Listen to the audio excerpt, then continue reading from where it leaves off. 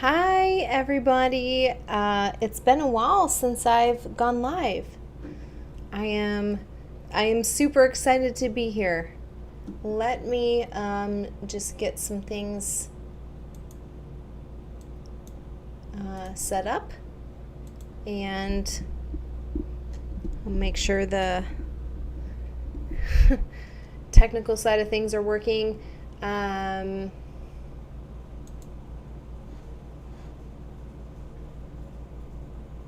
Okay, good. Okay, so let me just go ahead and get into this then. This video I'm doing is called "Don't Answer the Call." Don't stop answering their phone calls, and I've gotten a few messages, comments, and emails that have concerned me, and so I'm doing this video. First of all, you guys, everybody, thank you so much, everybody who has sent me congratulations about the engagement. You guys, thank you. It's an amazing time in my life, and Charles Spurgeon said once that you should preach a gospel, and if necessary, use words. And I just want my life to emanate everything that I preach. So thank you so much for that. There's nothing outside of God's control that he can't redeem. And I truly appreciate your well wishes. Okay, so my Don't Answer the Call, this was really something that I was debating about doing a live on, except that I end up with one more message, and then I thought there's a reason that these are all coming in at this time, and it's the right time to do a message about this. So let me read you a comment that I got, which was the start of this video. And if you are Raluca Ganga, this is you started the thoughts for this video, so thank you. A different opinion, she says, as someone from an Eastern Europe, estranging your family member seems very weird and kind of explains why the people in the West complain that they are becoming more and more lonely. For us in Eastern Europe, family is the most important thing. It's the only structure who would actually help you when everything else puts you down. We had authoritarian governments, communism, who stripped us from our land, liberty, and common decency, and we still relied on family to make it to the next day. Some family members may be more narcissistic than others, and in Eastern Europe, many are, for sure, but dealing with them is part of the daily grind. Every person in the family is a character, and we accept them with their flaws. That is why we tolerate our authoritarian parents, our drunk uncles, and our hypercritical aunties. This might look dysfunctional to Westerners, but I think in the East we don't have yet so much individualism as in the West, and we rely on family, sometimes extended family, most of the times. We are all humans. We all make mistakes, and keeping family ties is what keeps us grounded and sane. Looking at family members through the lens of toxicity is such a harmful concept, in my opinion, because it enables people to see toxicity everywhere, even in places where it might not be. If a sibling/parent might be self-absorbed in one phase of his or her life, is this reason enough to cut all ties with them? It is very easy to look at all relationships like we are the party that is constantly belittled. This can also be, in my opinion, a form of narcissism. And we might overlook how we in our own way might display narcissistic tendency towards others. I think looking inward first and analyzing our own behavior first is the key to having a fulfilled life and entertaining meaningful relationships. A narcissist cannot harm you if you know your worth, but cutting that person from your life can hurt both you and your sibling, your parents, and all of your relatives, and seeing the family getting estranged and siblings not talking to one another. I think I might have a narcissistic sister, but looking at my own behavior, I think it is possible that she might think similarly of me. Cutting out cutting her out of my life never occurred to me because that would hurt so many people in my family, from elderly mom to my sister's kids and both of us deep down. I could not bear it, causing so much pain to my family, especially to my dear mother. I would much prefer to keep appearances and not hurt anyone, to extirpating my sister from my life and hurting everyone in the process. This is my take. People are not necessarily toxic, but as humans, we have our own shortcomings, some greater than others. I think we should analyze our own behavior first before starting to label people narcissistic left and right. Maybe we as well have wronged other people in some way that might not be apparent from the beginning, and think constantly if we also displayed some form of narcissistic behaviors ourselves. That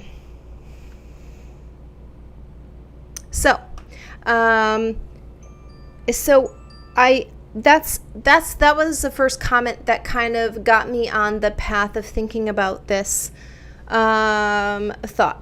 And on my channel, I talk a lot about taking control over your own life and owning your own behavior, and not allowing the past to dictate your present or your future. I understand that one person might have seen one video of mine and then gone on this rant, but nonetheless, this is a super important topic for me, because our culture absolutely informs our and will influence heavily our community, and that will influence our family, and that will influence us as individuals. I don't think anybody disagrees with that. This is still, when you say things like, I'd rather, the whole text that I just read you, at the end of the day, is saying, I'd rather keep the peace than speak my truth. I'd rather hurt myself than hurt the whole. And there are some times that that's necessary. There are some situations, there are some circumstances that will dictate that. You have signed up to be a small part of a whole collective, and in that case, then yes, that's how it should be. But regardless of cultural differences, if individuals are not able to connect with who they are and follow the path that they should be on, then there cannot be the greater whole. The greater whole is made up of individuals. And so when it comes to picking up the phone, and this is actually what I want to get to, you in your house with your phone, knowing that somebody doesn't agree with how you've handled a certain situation or what you've said to a certain person, and you're debating about whether or not to answer the phone, stop answering the phone call. I cannot tell you how many people I've had overall who have said, I was fine until I answered the phone from my auntie, my mom, my grandma, my sister, whoever, my dad. And then they made me feel as though I'm making the wrong choice, and I started questioning my own decision-making processes. I'm questioning whether or not I'm doing the right thing. How will this whole thing play out? I felt good in the beginning when I was making the decision, but now that I see the backlash or the repercussions of such things, I'm not sure if I'm making the right decision. Regardless of, there are certain truths that no matter how woke our culture gets, no matter how much our science advances, are truths. And one of those things is that our words will still create worlds. We were still meant to create worlds with our words. When you answer the phone and you hear on the other end the flying monkey, the narcissist, whoever, no matter how close they are to you, that person is speaking into your world the things that they want to see. And even if that's not what you want to see, you're answering the phone and it's coming into your gates. It's coming into your world. So when that person tells you that they want you to do this, or they don't think that it's right that you did that, and they want to see this change or this fixed or whatever, and they're putting it onto you and into your world to shift the way that their world is framed, they're actually framing your world with their words. And there's not enough people recognizing that this is extremely harmful. This is the way that nothing gets done in you and in your life. This is the way that nothing changes, and you kind of stay in limbo for so long because so many people are speaking into you and you feel obligated to answer their phone call. Well, this is my mom, this is my auntie, this is my sister, whatever. And you give them preference in answering their phone calls, even though you know what they're already going to say. So if I ask my clients, well, how did you feel before you answered the phone call? And the answer is that they felt at peace, they felt confident in their decision, they felt good moving forward, but then they spoke with whoever it was at the end of the phone, and that person caused them to feel doubt in their life. That's not okay. That's a sign that there's manipulation happening and that you aren't. There's many levels of healing. There's many levels of healing. And if you aren't capable yet of withstanding the verbal onslaught that can happen when you want to make something different other than what you've grown up in, or something that you've ever known, or what your family is used to, or whatever, it makes it hard for you as an individual to break away from the collective. And that's ultimately what I'm saying here. I'm sorry, I'm just reading the comments really quickly. So when you are going against your family, I understand that this can be very tumultuous, and this can be very scary because you're the only one to do that. But understand that the collective of the family only got to be that norm because so many people went along with that norm. You understand what I'm saying? If you want to make a new norm, somebody has to be the first to implement that new norm, and somebody has to be the first to break away and to establish that as the new standard. And so even with this person's comment that I just read you at the beginning of the video, with this person saying, like, I could never imagine doing that, even in a communist society, even in an Eastern European society and culture, somebody broke away. You're in Eastern Europe. Hello. Your own history. Somebody broke away from Russia to create an Eastern European state. So there is no such thing as, well, I could never do that because my country, my society, my religion, my culture, my family doesn't allow it, and I see whatever abuse I've accepted as being the normal, and I'm not going to break away from that. Even your mindset of where you are right now in that culture, in that. Okay, I'm not sure exactly how I got cut off or why I got cut off, but I want you to understand, like, things don't progress until they progress. Things stay the same unless they stop being the same. And that's true no matter what you're dealing with, no matter if it's in your family, if it's in your larger community, if it's in your culture. Things don't change unless they change. And I understand that it might be like, well, I'll be the sacrifice for the greater whole.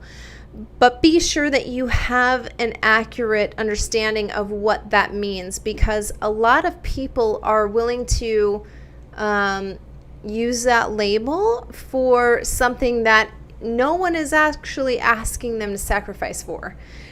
So they're willing to say, well, I'll answer the phone, I'll let them come over, I'll let my kids go over to their house, I'll let them do this or that because I'd rather just not have a fight. And how many of those times actually are are needed before something different is done, and how many times of that does it happen before it says, like, this is our culture. And before you know it, our culture is we just don't speak up about abuse. We just don't speak out against anything wrong. We don't want to stand up to something that everybody else has accepted as the norm. And this is not a healthy mindset. We were meant to be in the constant process of refining and the constant process of evolution. And the moment that you say, my culture is only set in the process of devolution, there is no middle. Okay, listen, folks, guys, it doesn't matter what you believe. It doesn't matter what part of the world you live in. There's only two. I know a lot of people like to think there's a middle ground. I want to neither evolve or devolve, and there's not such a thing. You're either evolving or you're devolving, and this is the way that it is. And so when you think, I'm going to take the middle ground, I'm going to sit on the fence and just do nothing, I'm going to take the phone call, I'm going to hear what this person has to say, they're framing your world. They're framing the next steps for you to take. Words always were meant to create worlds. And so when you think you're sitting on the fence, there actually is no such place. You're either moving forward and you're evolving and you're making the place better, or you're devolving and you're making the place worse. And those are the only two choices. When you think you have a 3 and a 4 and a 5th choice, it's a false belief that you want to accept, because it's easier for you to believe, I could do nothing, I could be neutral and make no change. And so I encourage you to really think about what happens when you answer the phone call. Does it change your mind? Does it change your position? Does it shake your resolve? Because if so, stop answering the phone. The phone is not determining what you should do and the right way forward. It's actually swaying you into one of the two positions. And so I just really felt like I wanted to do a live video. I haven't done one for a while. Rather than to just respond to this person's message on my channel, it just so happened that after this person posted that message, I got a lot of other emails, and so I know that a lot of people are dealing with this at the same time, where it's hard for people to pull away and to make their own life apart from the social structure that they've grown up in, whether that's their family or their community, their church, their culture, whatever it is. There's still something that is unattainable to you until you stop blocking out other people's words.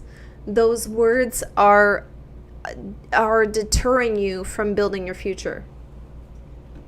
And there is no such thing as being in the neutral ground. It's a myth.